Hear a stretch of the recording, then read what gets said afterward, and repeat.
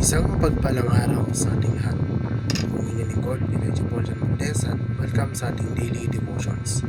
Ang ating verses for the day ay nasa Pahayag, chapter 20, verse 1 to 10. Sabi dito, at nakita ko ang isang anghel na bumababa mula sa langit.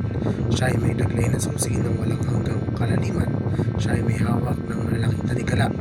At hinuli niya ang dragon, na ito ay ang ahas noong matagal ng panahon. Siya ang Diablo at Satanas. Siya ay ginapos sa loob ng 1,000 taon. Itinapon siya sa walang hanggang kalaliman upang hindi na siya makapagpaligaw ng mga bansa. Sinarahan niya siya at nilagyan ng selyo sa ibabaw niya. Siya ay mananatili roon hanggang matapos ang 1,000 taon. Pagkatapos ng mga bagay na ito ay kinakailangang pakawalan siya ng Diyos sa maikling panahon. At nakita ko ang mga luklukan. Nakaupo rito ang mga tao at binigyan sila ng kapamahalaan upang umatol. Nakita ko ang mga kaluluwa ng mga lalaking pinagutan ng ulo dahil sa pagpapatuto tungkol kay Jesus at dahil sa salita ng Diyos. At nakita ko ang mga hindi sumamba sa mapangis na hayop o sa kanyang larawan. Hindi nila tinanggap ang kanyang tatak sa kanilang mga noo at sa kanilang mga kamay. Ang mga taong ito ay nabuhay at nagharing kasama ni Kristo sa loob ng 1,000 taon. Ngunit hanggang sa matapos ang 1,000 taon ay ang mga natira ng mga namatay ay hindi muling nabuhay. Ito ang unang pagkabuhay muli.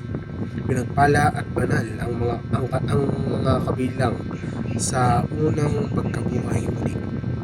Ang ikalawang kamatayan ay walang kapamahalaan sa mga taong ito. Ngunit sila ay magiging mga saserdote ng Diyos at ni Kristo at sila ay maghaharing kasama niya sa loob ng 1,000 taon. At matapos ng 1,000 taon, makakawalan si Satanas sa kanyang kaulungan. Ito ay upang linlangin ang mga bansa na nasa apat na sulok ng daigdig. Ito ay ang Gog at Magog.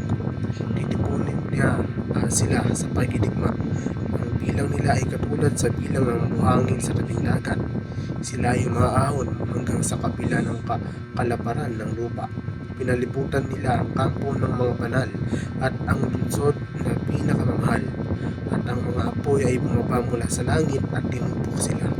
At ang Diablo na naninglang sa kanila ay itinapon sa lawa ng apoy at ng asupre, kung saan naroroon ng mapangis na hayop at ang bulaang propeta, at doon sila ay pinahihirapan araw-gabi magpakailanpaman. Binago ni Jesus ang mundo.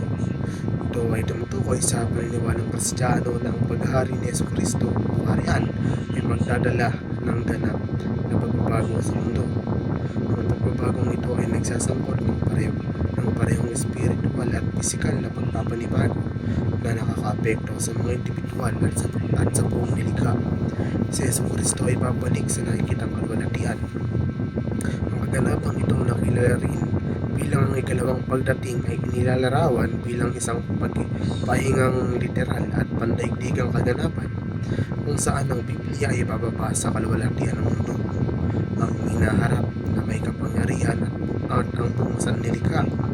Gagawin muli ng Diyos ang langit at lupa na magdadala ng isang estado ng pagiging perpekto at aalisin ng mga kasamaan at pagdurusa. Ang pagpapanumbalik na ito ay nauugnay sa pagbabalik ni Kristo at ang pagtatag ng kanyang walang hanggang kaharian. May pag-asa kay Kristo para sa lahat. Ayon sa mga Kristiyano, ang sakripisyo at muling pagkabuhay ni Jesus ay nagalok ng bagong buhay at ang pangako ng walang hanggang pag-asa. Ang pag-asa na ito ay hindi batay sa damdamin, ngunit sa pananampalataya sa mga pangako ng Diyos at sa katiyakan ng kanyang pag-ibig na ibinubuhos sa mga puso sa pamamagitan ng banal na espiritu. Ang pananabik sa pagbabalik ni Kristo na kilala rin bilang ang ikalawang pagdating ay isang pangunahing aspeto ng pananampalatayang Kristiyano na pinalakas ng paniniwala na si Jesus ay babalik upang atulan ang mga buhay at ang mga patay at itatag ang kanyang walang hanggang kaharian.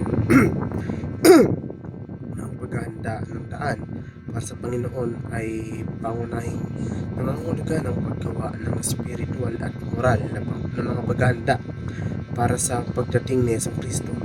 kapwa sa personal na kahulugan at sa diwa ng paghahanda sa mundo para sa kanyang pagbabalik. Kabilang dito ang pagsisisi sa kasalanan, pagbabalik loob sa Diyos at pamumuhay ng isang buhay na sumasalamin sa kanyang mga turo. Nangangahulugan din ito ng pag-alis ng mga hadlang na umahadlang sa kaugnayan ng isang tao sa Diyos at ang paglikha ng isang kapaligiran kung saan ang kanyang presensya. Muli ako ang inyong lingkod, Elijah Paul Valdez, at dito na nagtatapos sa aking daily devotions.